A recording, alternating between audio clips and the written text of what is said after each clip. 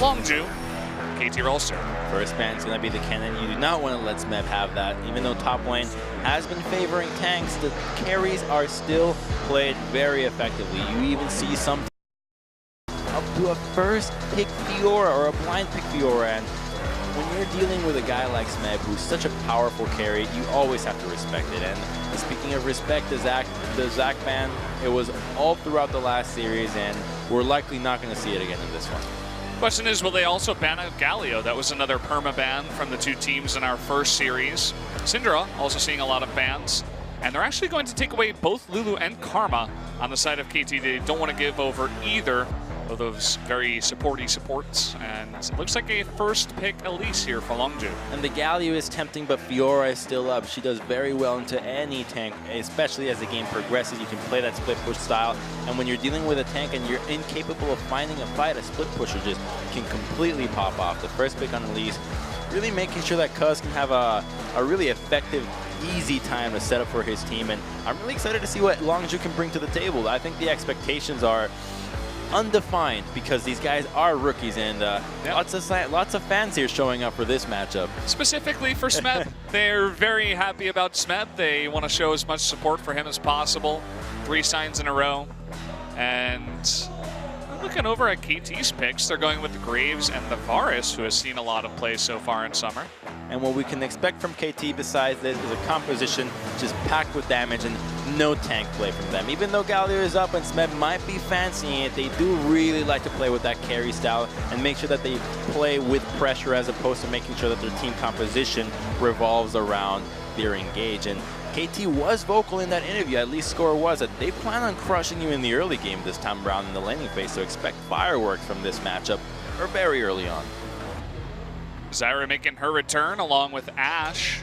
So definitely a very engage-heavy composition down in bot. Pair that with Elise. You definitely have a lot of pressure down there. What will KT respond with?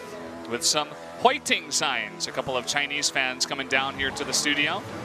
Thanks for joining us. I think they understand. Understand the great commentary? English, maybe, hopefully. Well, they don't have the headsets in, so my hopes of communicating with them are totally lost. Crumbs.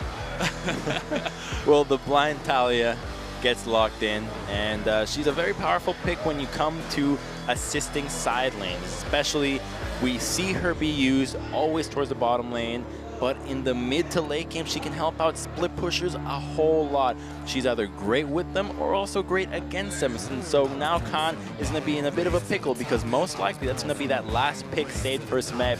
A counter pick on likely the best top laner in the world is a very deadly combination. Yeah, and it's interesting to see the first ban here of the Jace. We saw that go top lane in the first game between MVP and Jinair, but it might just be taking away some mid laners specifically to make Mon's job in the mid lane a little bit easier. Also banning out the Zed, so definitely targeting those mid lanes. What will be the 5th and final ban for Longzhu? You gotta give respect to VDD at this point. Zed is such a powerful pick, and when you're dealing with squishies, and now he steals AD, and when you're dealing with champions like a Graves or a Varus, he can really actually hinder your ability to deal damage back. So Zed ban, I like it. You know, it's a new patch. You don't really know what they've been practicing. You gotta make sure you're prepared for it. And if Fiora ban comes out right away, are they gonna prioritize Galio now that the kind of the biggest pick against it has fallen off the table? Perhaps, but it's just not KT's style. And, well, you can't deny the strength of such a powerful pick. See if they actually lock it in. Only 7 seconds left. That's a couple of depth fighting signs. Okay, they're going to switch it over to the Misfortune, so they're not 100% sure. Could also be some mind games saying, hey, we're thinking about the Galio. Well, they still want to make sure that they save that counter pick. Even though the Galio would be a powerful pick, it doesn't make too much sense to save counter pick for the final rotation. So making sure that Smeb.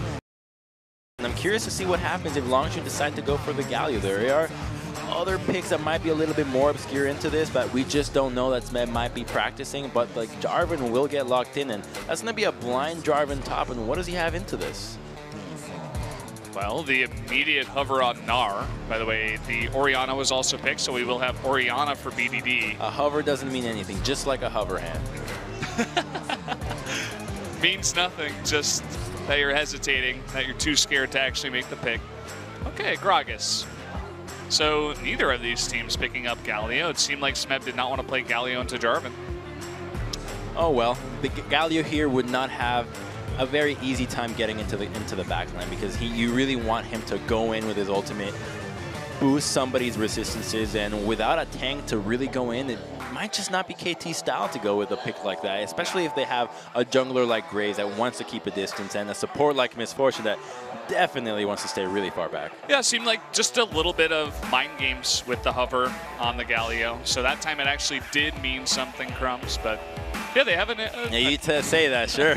Yeah, and they do have a decent amount of pick themselves. The Tainted Corruption, some really good engage from the Gragas top, but outside of that, it's a lot of pick from Longzhu this time around. Just the ability to find anybody and just delete them so quickly. The CC train is literally never ending here. You got Knockup, Cocoon, Shockwave, Zyra, RS, or Ash. Let's just hope they don't pull an MVP and use every single one of their CC on Gragas. Please.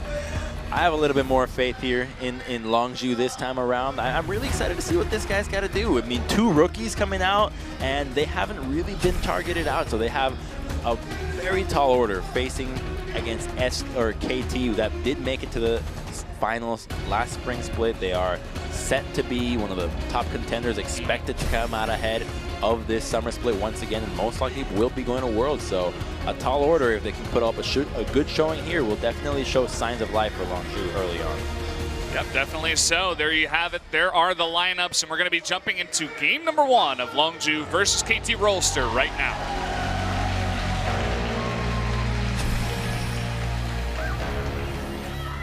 Looks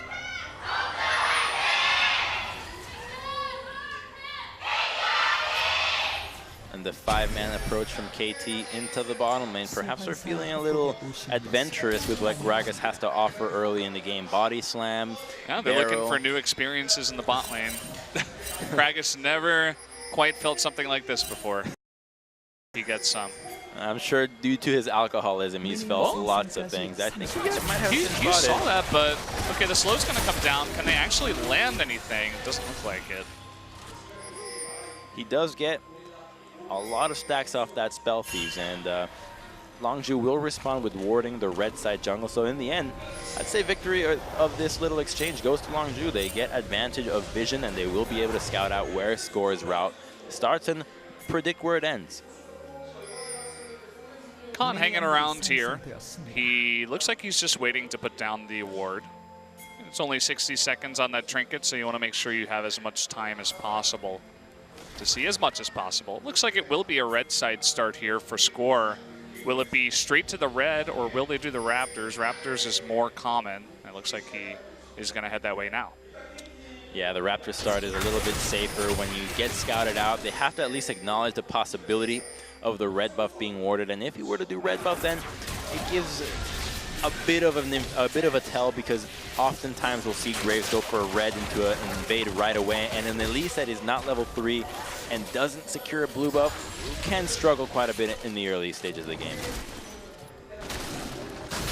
Score chilling on that ward. They see exactly what's going on, and I love that they hand over this Ash Zyra to the veteran bot lane of Prey Gorilla. They're really relying on these guys to make the picks, to get the kills down into the bot lane. Even though Mata does get the Misfortune into the Zyra, it's still, you know, it offers Prey and Gorilla an opportunity to carry their team from the bot lane. And we'll see if they can actually do it. They're going up against a very mechanically skilled Depth and Mono lane, of course. And Prey definitely can carry on Ashe. He's one of those first guys that has been popularizing the pick for so many years. Even before she got slightly changed in the way that she worked, he was always playing that Ashe and making so much use out of the Hawkshot, and expect him to really utilize that to keep tabs on Score, one of the best junglers in the league. And if he can get influenced by the vision that Prey can provide, then perhaps his pathing gets nullified, but he's already making some moves early on and will be counter-jungling and in a great position to go for a gank from behind Longzhu. Yeah, and by the way, it doesn't seem like they have any idea, because there were a couple of pings up in the red side jungle of KT.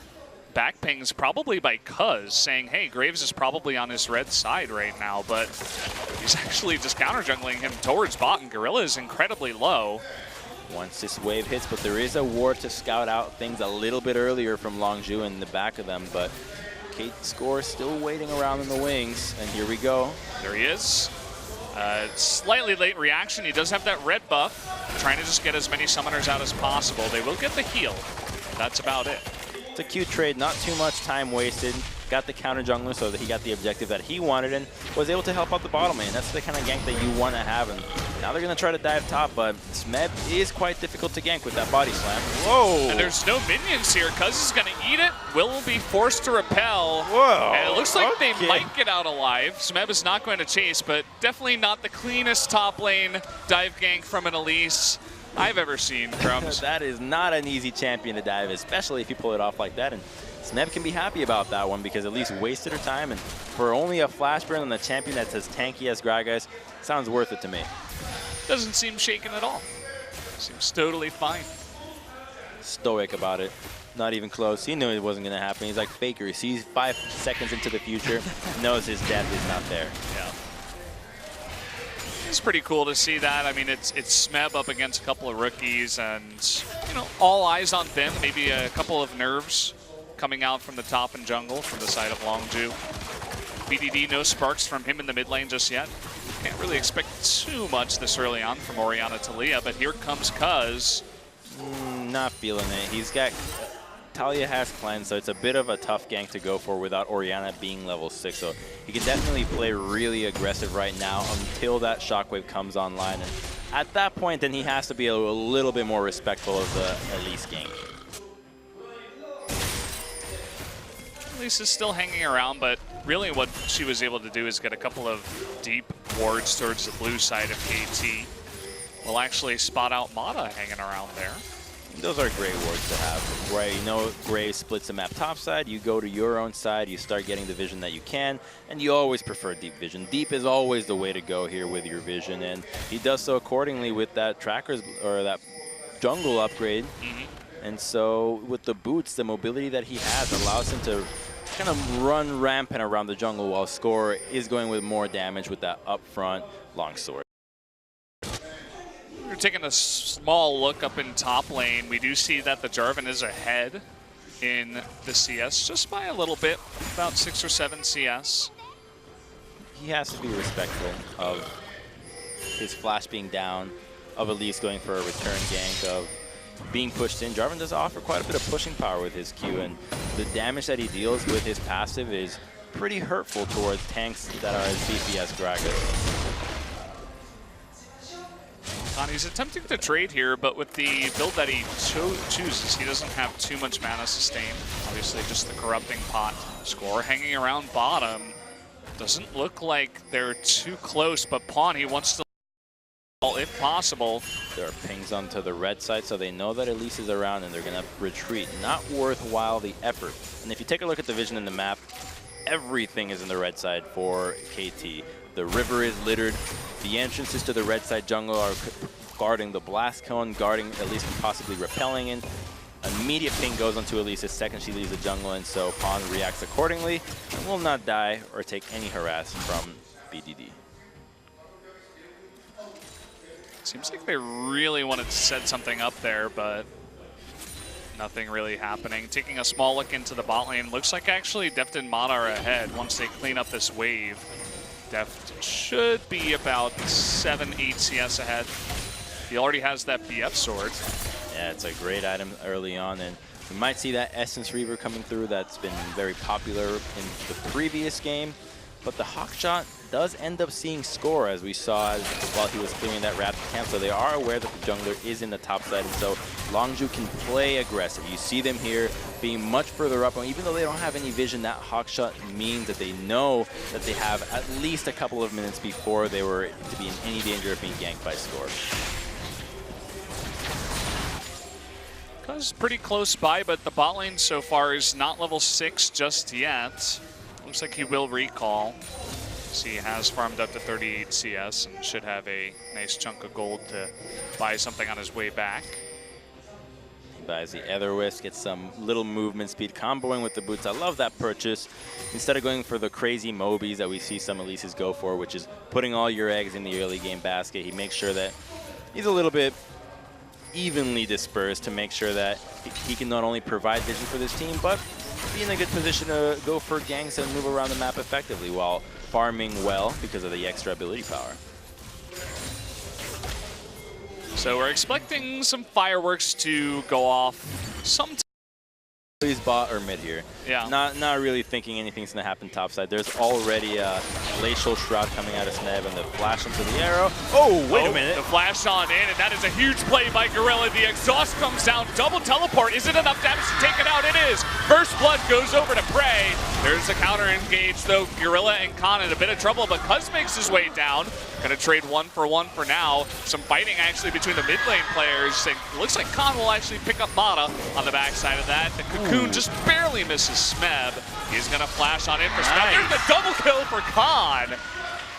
What a play. They're able to go 3-for-1 here as Longzhu on top of KT. Great TP there from Khan, but most of all, that engage from Longzhu was really cool to see. The arrow gets flashed, but Deft still in range of the flash root from Gorilla, and the follow-up is immediate. The Strangled Thorns, the Grasping Roots, the combo is just so powerful to deal with, and when you're dealing with so many plants that are also empowered in their attack speed, and they're hammering away at a measly level 6 Varus, he just doesn't stand a chance.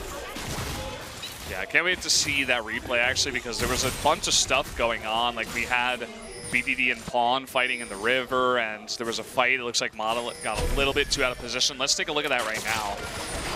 The arrow gets flashed, but just a perfect position here that can hit a two-man root. Mata does sidestep it, however, but the exhaust from both sides makes sure that the fight lasts long enough for the teleports to come through, and immediately Jarvan just so darn strong right now. Nobody able to focus him because Elise is coming through.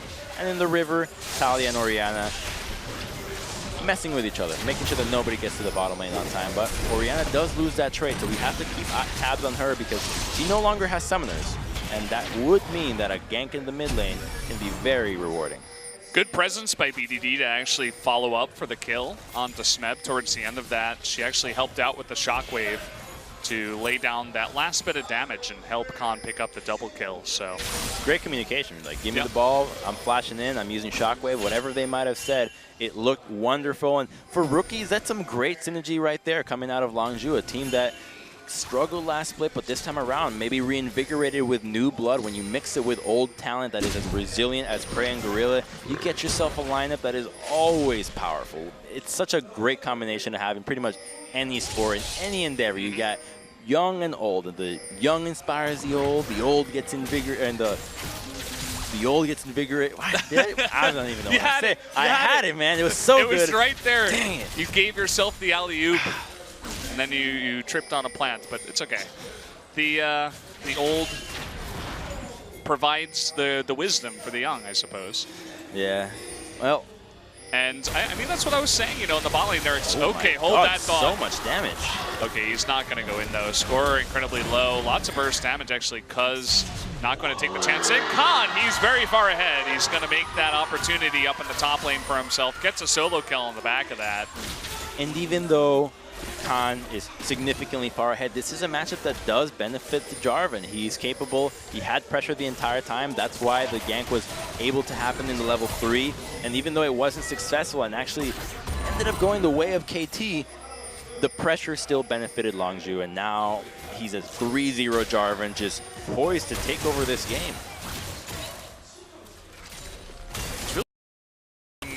We saw the dive up in top in the beginning of the game out of Cuz and Khan, and we were like, oh boy, that's not looking good. And meanwhile, Pawn, he runs right in. He does have the cleanse, and he's looking to actually continue this trade. Great sidestepping from Cuz. Yeah, that's not going to work out, though. Pawn will eventually get some help from Mata, who does clean up the kill. Getting, you know, some happy feet there, some fancy moves, but didn't work out. Yeah, as soon as he put himself in that position in the river, he knew that there was no way out, so he had to stick to fighting. The Graves collapsing, Misfortune just so fast and moving from bottom to mid lane that becomes really obnoxious when that Make It Rain hits you, especially in Elise that is at such a low magic resist level when your runes are also including more ability power and your glyphs, and she's just really susceptible to die into magic damage. Very true, and we're taking a look at the bot lane once again. As I was saying before, these guys, Prey and Gorilla, there was some pressure on them to make a play early on, and they did make that play. They won the 2v2 before all the teleports came in, and eventually Longzhu did win the fight. Here we go. Khan is going to be ganked in a big way. He does get the knock-up onto Smeb. There's the flash. Scores coming in, and there's the Weaver's Wall. Pawn actually jumps off a bit early. It's not going to matter as they do pick up the kill. Now, Cuz on the chase, Pawn will use the blasting plant, and BDD, even though he burns Ghost to try to get up there, won't join the fight in time. Yeah, a little bit of overconfidence from Khan there, extending without any vision onto the Graves. He will pay with his life, however, but it looks like KT, oh, they're pushing for a tower. This could be first brick. Does he have enough time to teleport? Orianna and Elise are collapsing on the replay here. This is going to be their solo kill. Yeah, well, you can dodge that. Really nice reaction time by Khan. That's part of the reason why Jarvan is pretty good against Gragas. I'm beginning to see it. Finally believing. Well, I think we do need a bigger sample size for this one. But... And speaking of... Whoa. That's a QSS first item completion from Prey there in the bottom lane. So making sure that he doesn't get hit by Chains of Corruption early on. And this build, while we haven't really seen this happen too much, the Ashe build that Prey has been going in solo queue is rushing that Blade of the Rune King straight into Hurricane into Infinity Edge. So lots of DPS early on. Even though the Hurricane does not proc the on-hit effect, Blade is just at such a powerful state. It hasn't been nerfed yet. Even though the changes are tentative and likely will go through, it's still a very powerful item. Yeah, which is why it was funny to watch in our first series. Both AD carries just going Essence Reaver first over and over and over again. But Prey wants to take a different route, even mixing in the Tabi as well as the QSS, playing a very defensive build so far. Well, as Ashe, you're always in such a position where people just want to dogpile you, and when you're dealing with Graves and Varus, the damage reduction from all their auto attacks really adds up, and then let's see 1v1 more people. Lots of damage onto Ashe. They're looking to turn it on Tamada, though, who does go down. Cuz with the ball there, nice play by BDD to be in position. Khan makes his way down with the teleport. That will be one kill going over to Longzhu as they look to turn that into a Cloud Drake as well.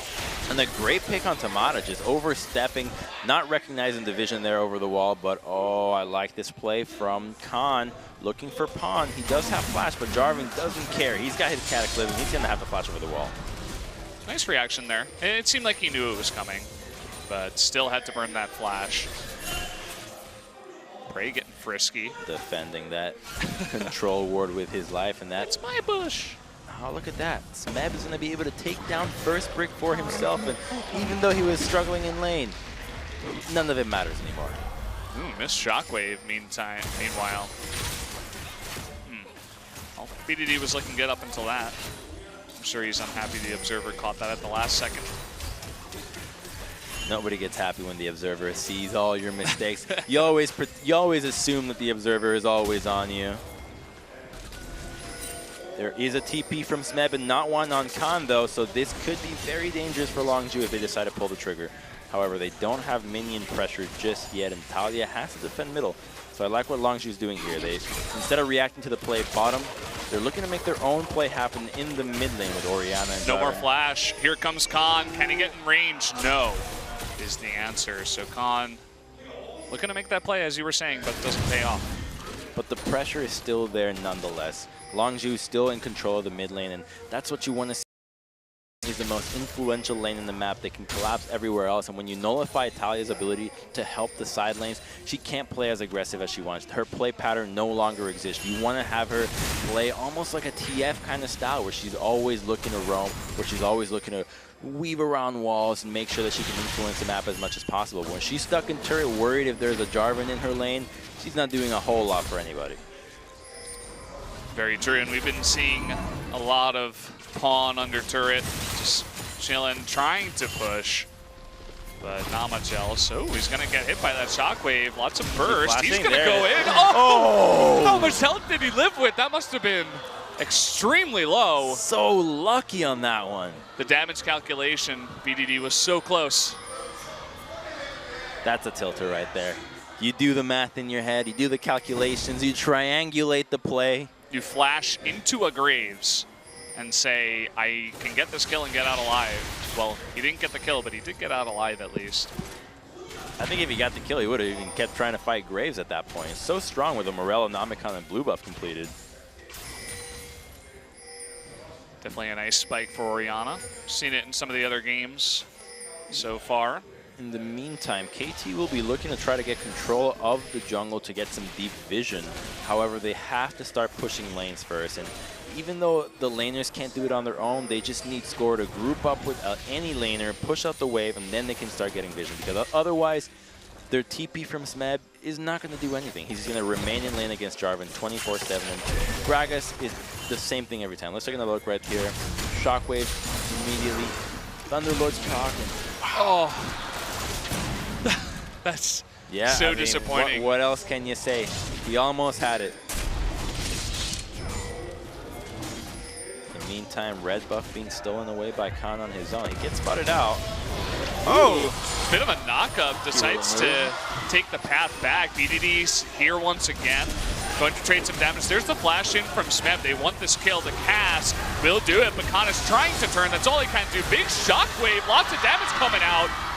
And it looks like BDD will pick up a return kill and make that a 1-for-1 trade. And that was a great presence of mind from Smeb to save the cast for after the flash. Goes for the flash body slam.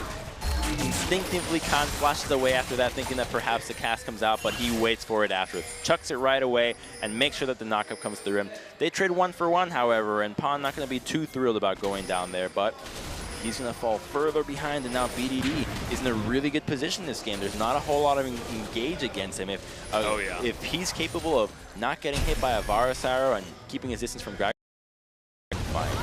So we were wondering how these rookies were going to do when they come in, and so far Khan has been doing quite well. His escape patterns, he did about as well as he could have. He even tried to dodge the cast. Oh, and that cast was just double the value because it also knocked back BDD, preventing him from dealing some DPS. But quickly a TP bottom lane. That's 2 TPs. Yeah, TP coming down. It looks like actually Gragas will come in, but they do get the kill onto Deft. Now BDD is here in position. Big cast, Gorilla knocked on in, but Smeb will trade his life for it. That's a 2-for-1 in favor of Longzhu as BDD picks up another kill. The reverse flag toss knocks up Smeb, and now Longzhu poised to go for a tier 1 bottom lane. That is a really big deal for them. They're starting to open up the map and answering back the turret that KT was able to get by Smeb, just staying in lane as opposed to helping the team out with a teleport. And actually they choose not to. KT would just recall bottom lane and choosing to just play it slow, getting the advantage that they wanted. There is a dragon in 40 seconds, so they likely are going for that. Well, Gorilla gets caught here, and things don't look quite that good for Longzhu, but the TP comes in first from Khan, and that's when things turn around for KT. Prey very confidently stepping forward, trying to get that kill, and they pick it up, but then BDD gets there before Talia. She's not even in this fight, and they're able to trade that one. And the double flag toss from Khan, just such a nice play to see. The cooldown reduction helping him out, doing that with that Dragon Strike, making sure that he can knock back Smeb. And that's not a play that you expect and see a lot of time. 2 knocks up with 1 flag. Well, look at this. Arrow straight to the face, and Pawn is taking way too much damage. Will survive, though, as Gorilla actually oversteps his boundaries. Now it's Prey against the world as the rest of his team tries to come on in here. Looks like also Khan from the north side. Mata and Deft might be in a bit of danger if Khan dives this. They will jump onto Deft, who has no flash, and that will be another kill given over to Khan. And I love the decision from Khan to go on the easiest target. Don't overcommit. I know there's a lot of people low, but you make sure you go for the guy that's right then and there. Easy kill, and that's going to net them a Fire Dragon, and that's going to be huge because everybody on Longzhu makes great use of increased ability power and attack damage.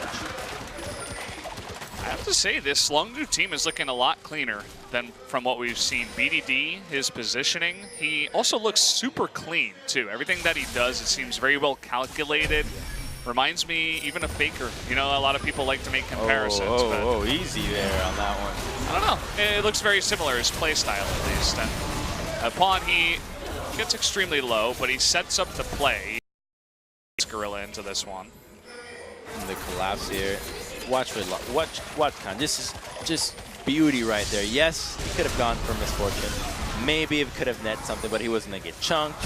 most likely would have died. You kill the guy and you go for the dragon, and that's why Longzhu didn't go for that turret. They wanted to just get that fire dragon, prioritizing the objective that really benefits them, and they're really running the composition that I would have expected KT to have this time around, with a pseudo tank at least in the top lane, as opposed to a full-on tank like the Gragas.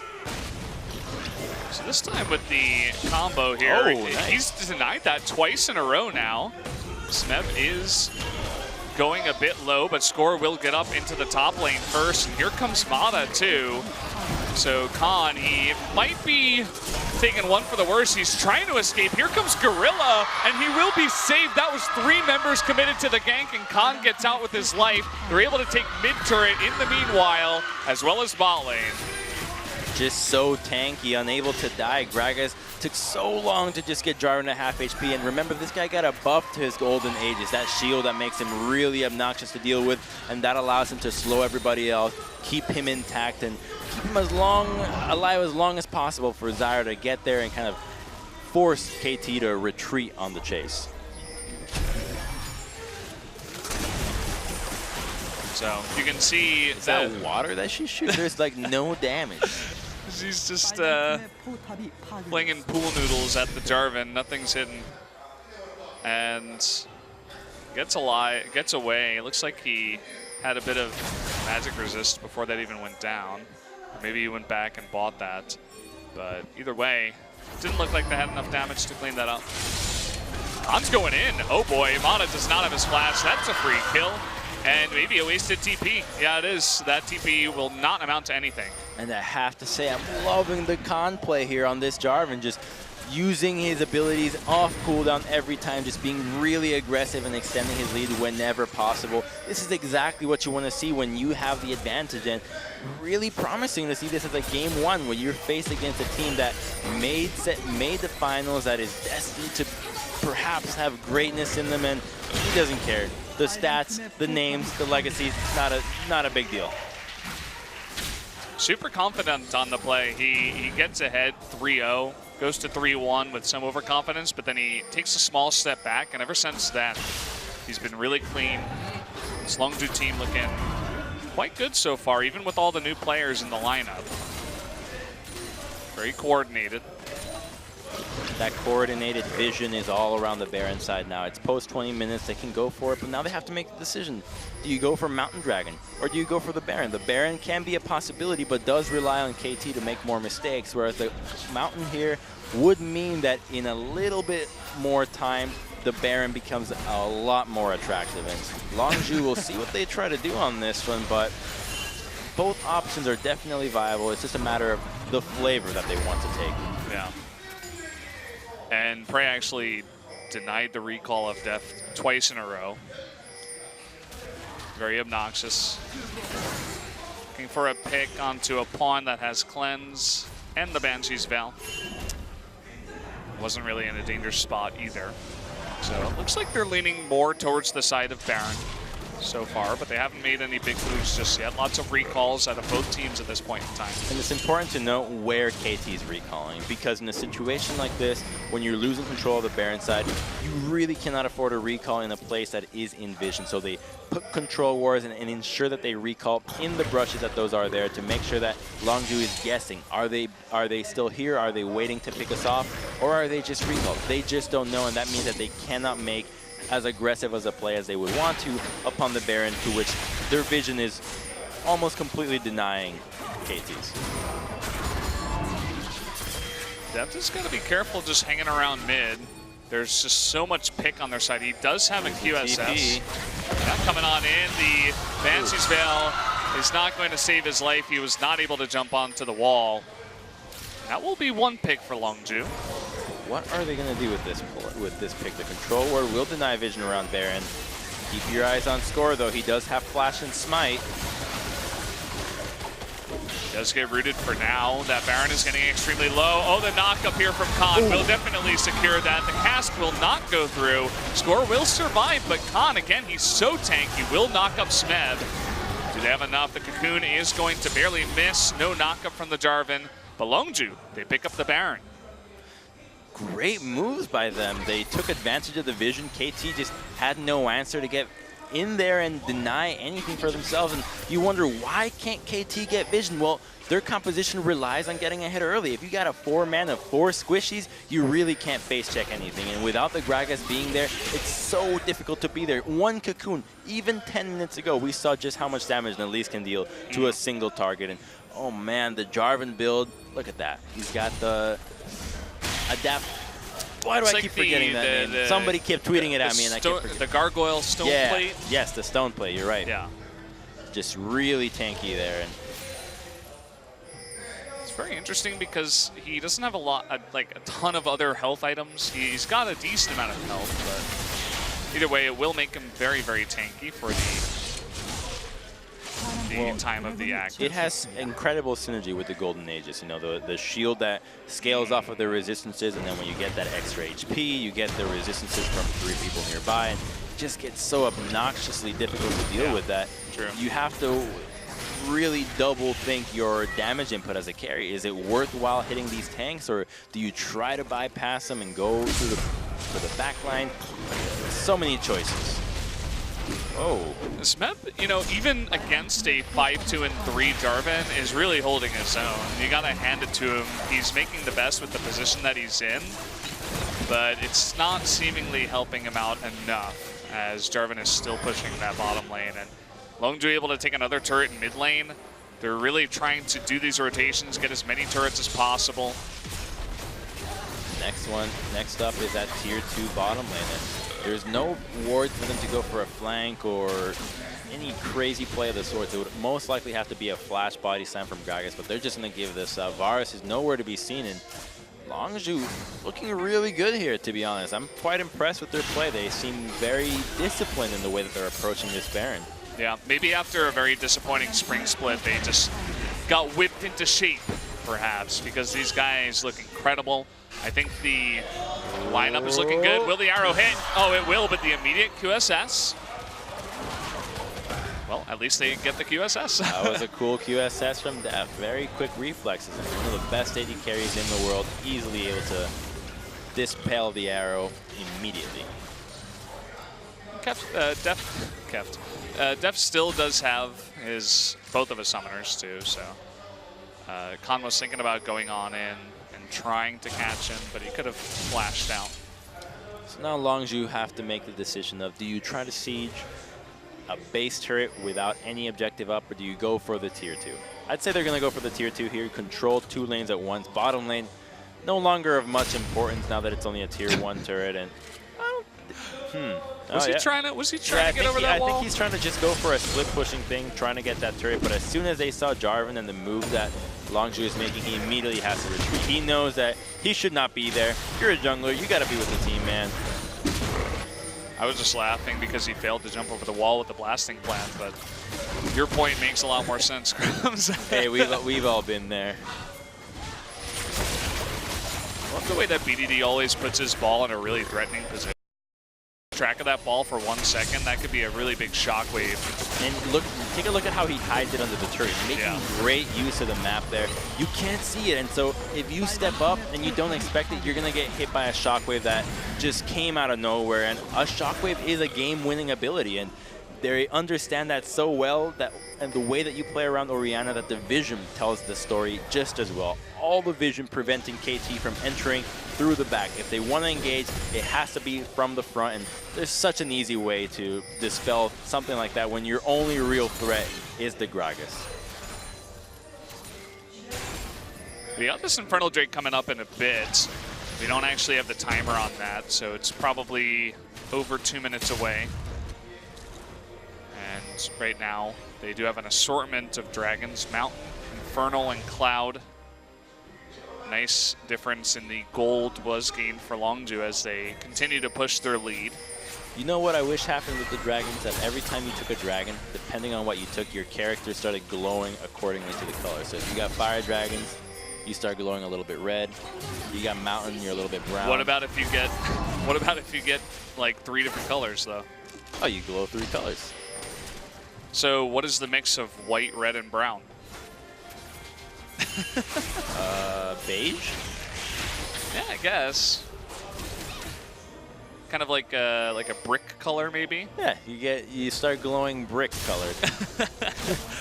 Good idea. I like it. I see where you're coming from. The VFX would be so complicated that it probably would never happen. Maybe just the last one that you got, but well, that'd be hard to predict. Yeah. I don't know. Well, the Fire Dragon will be in 1 minute 28. If Longzhu can secure this one, they basically have like the best dragons here. No use for Ocean this time around. Just double Inferno with a mountain and then the cloud. Just really solid stuff from them so far. And their ability to secure these incredible roulettes of dragon is going to help them out so much. And they're already 10k up, so just having dragons in the bank means that it's going to be so much harder for KT to try to make a comeback. Yeah, well, we haven't, the biggest roulette, the biggest kind of crazy RNG I've seen. Well, actually, hold that thought. Khan, he might get caught here all alone once again. Everybody on KT is here. Khan wants to make something of it, trying to kill Pawn. In the meantime, he's getting close. Oh, he misses that flash, though. That's really unfortunate. Big pick for KT. They take that Jarvan out of the picture. Feels bad, man, especially when there's nobody else on Longzhu in that position to take anything else on the map. It's okay to be extended like that every once in a while, as long as your team is capable of punishing that 5-man collapse. But because there's nobody else, it's perfectly fine for KT to do that. There's no turrets that Longzhu can take. Baron's not up yet. Dragon is not up yet. The setups are already established, and so it's just a freebie going the way of KT. And that kind of play is this thing that KT has to keep looking for. The crazy outnumber. When you're this far behind, it doesn't matter how much resources you spend. You just need to stall the game out and get gold back.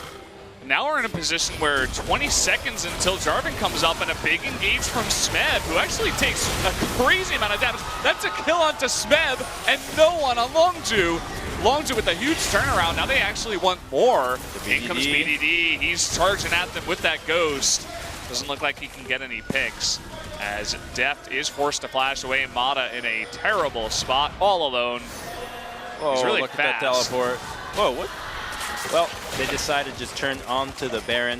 Yeah, Mata, he can go run all by himself against those minions, but that's essentially a free Baron going over to Longzhu now.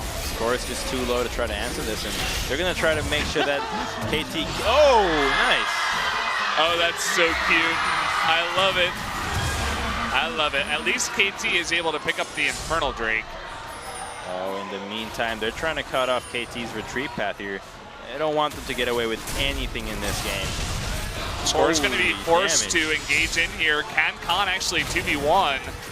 Doesn't quite look like he's going to have that tower, and the collateral damage does miss. Now we're taking a look at this. It looks like Deft is in a ton of trouble and will be going down. Prey eventually is going to take down 2 members in the bottom lane with a double kill in the meantime. So Longzhu turning up big in the end of that fight. And Jarvan gets to live after that fight, just so damn tanky.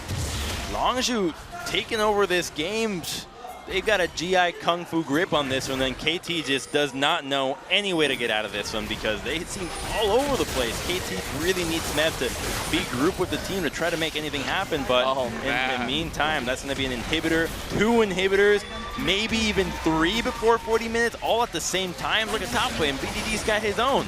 Yeah, that's at least all the inhibitors. Will they get greedy and go for the base? Oh, you don't have to at this point. Doesn't look like it. Death timers. Yeah. You base and you go for the game-winning push in the next minute. You can tell how desperate KT is right now when they use 2 ultimates to try to kill Gorilla, and they don't even get close. So Khan lives, by the way, and this is the easiest cleanup in the world for Prey. They got to start thinking about game 2 already, because to try to come back from a triple inhibitor situation is one of the most difficult things in League of Legends, especially when the Baron is only halfway through. That's 3 waves of super inhibitor or super minions coming into your base, and the wave clear there against those empowered minions is nearly impossible to deal with. Score on the run. Looks like that cowboy will get out this time. Spreading themselves across 2 waves. They know top lane will answer eventually, and I like Smeb's position here. He understands that the TP is most likely not going to work, even though it will be up by the time that Longzhu go for the push, just hiding behind, and they're going to have to go for a real crazy play onto this one, and most likely will have to engage onto Orianna to try to make this battle work. Oh, but he gets scouted out. Great scouting there from Gorilla. Yeah, Gorilla keeping tabs. There is the Weaver's Wall. Prey is kind of zoned out, but Longzhu sticking together. Get that cocoon onto Smeb, and they're immediately going to town on those Nexus turrets. The Baron buff, super minions is just way too much. Good cast onto Gorilla, but it's just too much at this point. 2 members are going to go down. Now it's the cleanup crew. Prey going to pick up another kill.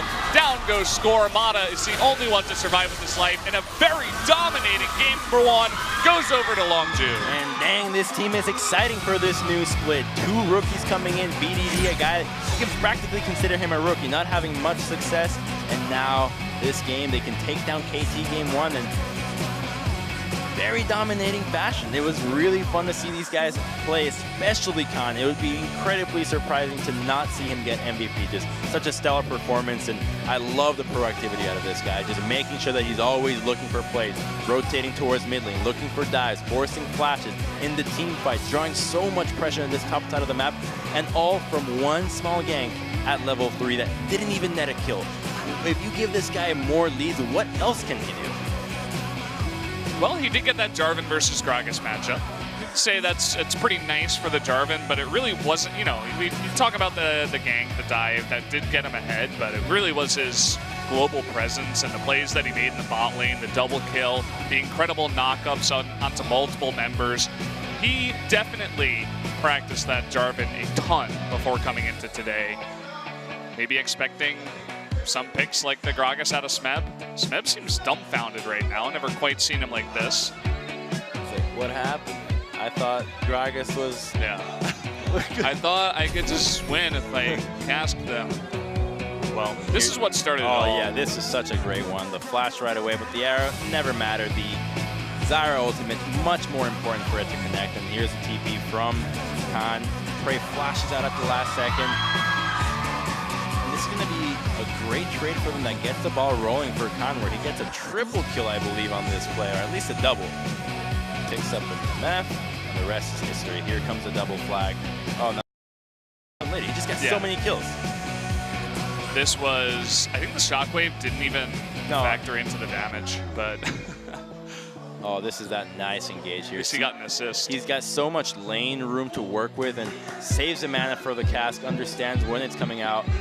The animation, oh, bam! So sick. No beer for you today. And this is where Longzhu, they kind of baited the rest of KT in. The teleport coming out of Khan first, once again. He's there ahead of time. Prey slows down depth, gets him into a position where he cannot escape, has to turn, and then BDD gets there first again. Just better coordination out of Longzhu. Everybody was getting there on time, ahead of time. Khan sets up another kill. And you wonder, why is BDD there first? It's an Orianna. How come the Orianna is there before Talia? Well, it's the pressure that they put on the map. It's the Jarvan going towards mid lane. It's a repeat visit that, even though they don't net kills onto the Talia, they put pressure on her. They make her play scared. They make her play further back, and the end result means that in a play like that, she gets to the map first, and Khan just so far ahead from all the work he did that very worthwhile effort, not being tanky, or sick moves. Way tanky enough for her. Sick moves. I mean, this guy set up so many plays, not just in his aggressive plays, but his escapes too, to open up the other side of the map for his team. So let's take a look at the result. Longzhu very far ahead, 20,000 gold ahead towards the end of that game.